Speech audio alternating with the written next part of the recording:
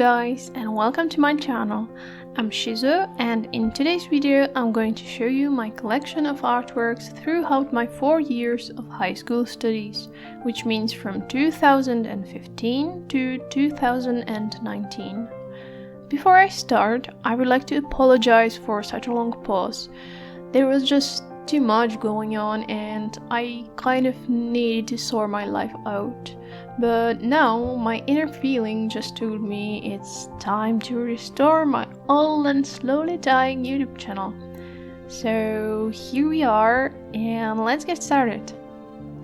This collection is going to be divided into 2 or 3 videos, and in this first one there's gonna be majority of portraits and some illustrations.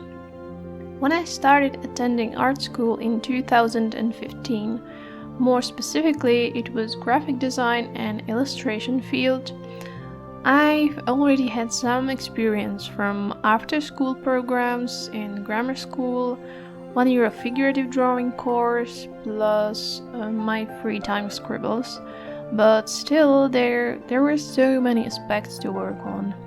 When I drew my first self-portrait in 1:1 ratio with charcoal, I was like, whoa, did I really draw this? That's so cool! Whoa! But in fact, it only meant more and more practice. You know, that is a key element in skill growth. If you want to get better, you gotta work for it.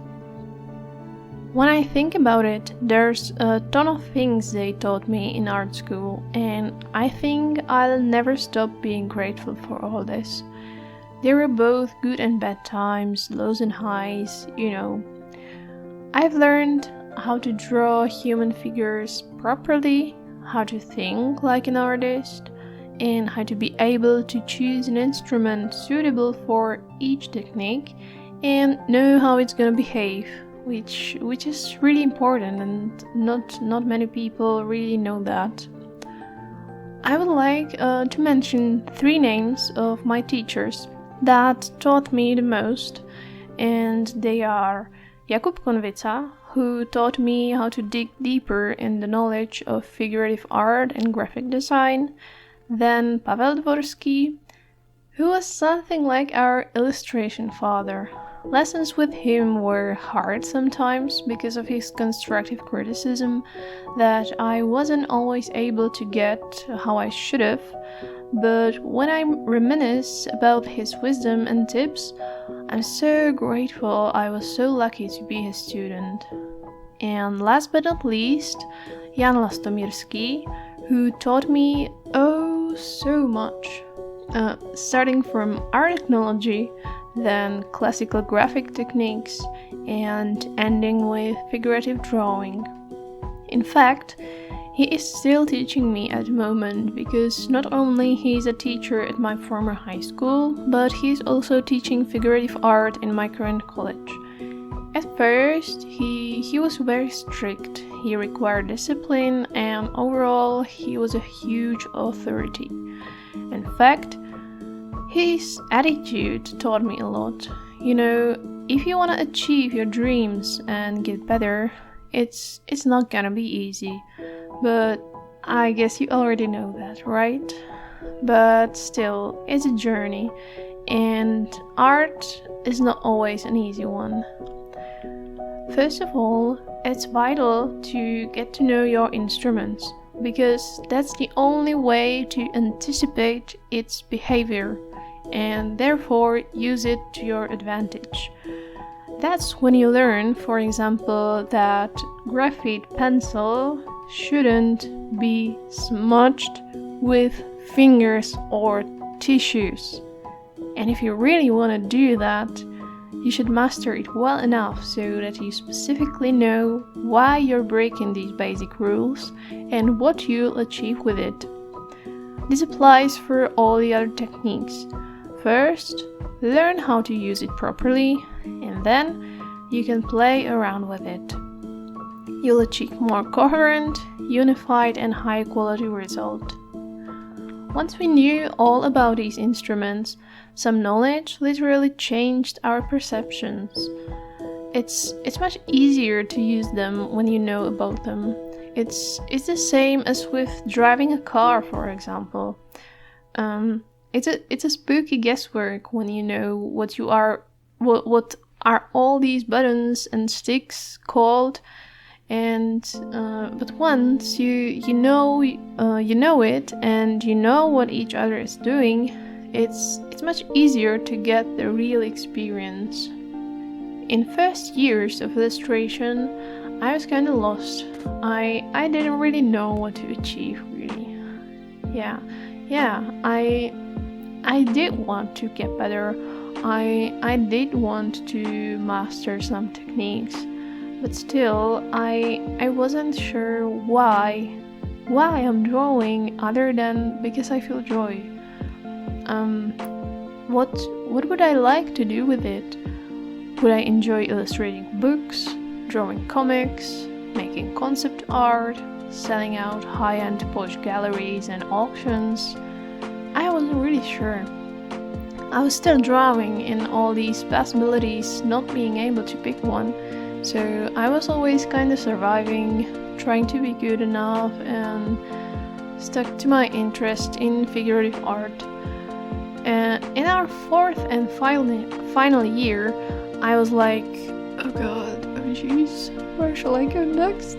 Oh no! Ah! And the day of closing the college application was just around the corner.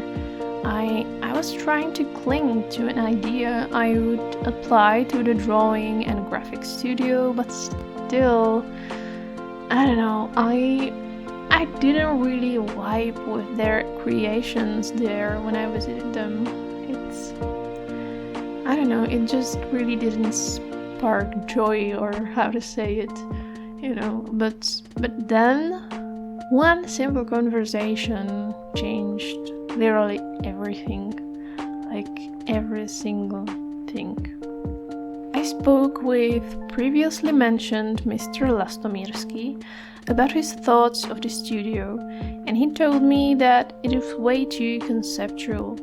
And he mentioned that in this college there's a studio focused on figurative sculpture. I was like, wow, really? I've never thought of choosing a sculpture, huh? But when I read the preface of this studio, I was impressed, and suddenly it was clear where I would be going. It was such a relief, guys. Oh my. And yeah, long story short, I was lucky, and it was a great choice, and I really can't imagine where I would be if I didn't have that one single conversation that literally changed my life, and I'm forever grateful for that. Anyways, getting back to portraits and getting better at drawing people, I would strongly recommend this. Stop using photographs. Stop searching on the Google images for the person or celebrity you would draw next. Just no, don't. And do you know why? If you really want to get better, the best practice is to draw people in real life, in real time. And you know why? Because the photo slightly distorts the face. The lightning doesn't show all the muscles properly, and what is more, some pictures are heavily photoshopped, so you're not even sure the person in the picture is real. When you're drawing a person, be it your friend, your family, or even yourself, sitting in front of you, or you can see it in the mirror, you can see all the volumes, all the muscles covering your skull, where the skull is more visible, where it's hidden by muscle tissues, and simply learn more. So please guys, before I upload some tutorials and there won't be anyone else who told you so yet, then I'm telling you, don't draw from a single photograph. No. You know, sometimes it's not possible to not use pictures. For example, when you want to draw some celebrity or or someone who's no longer with us. But in this case, it's always good to ask for or search for more than one picture. Find more of them, as many as possible. And when you're drawing, don't copy that one exact picture. Use the knowledge of this person's features, studying all the photos, and then you would be even able to create maybe even a pose of your choosing, and it will be your original work. You won't just copy-paste a photo and the person would still be alike. And that's what? That's a win-win situation, yay! So, that's about it for now. I would like to say a huge thank you for all those who watched my video till the end. And if you enjoyed it, hit the thumbs up button and subscribe my channel for more videos. Also, tell me in the comments your thoughts and feelings about this video. What you would enjoy to watch and listen to next, and maybe even if you were studying in art school, what was it like? I'm really interested, so go ahead and comment.